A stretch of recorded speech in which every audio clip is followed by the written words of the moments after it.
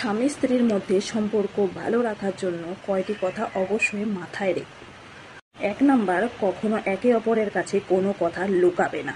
2 number, একে অপরের সাথে বন্ধুত্বের মতো আচরণ করবে। 3 নাম্বার, ছোটখাটো বিষয় নিয়ে কখনো ঝগড়া বড় করবে না।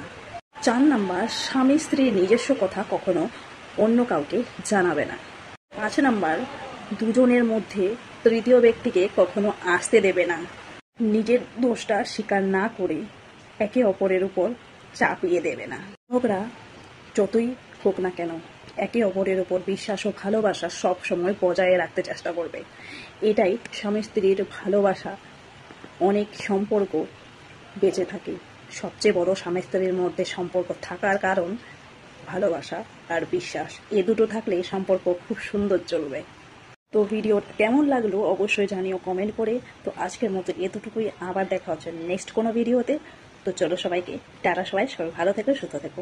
যদি ভিডিওটা বেশি ভালো লেগে থাকে অবশ্যই চ্যানেলটাকে সাবস্ক্রাইব করে দিয়ে পাশে থেকো।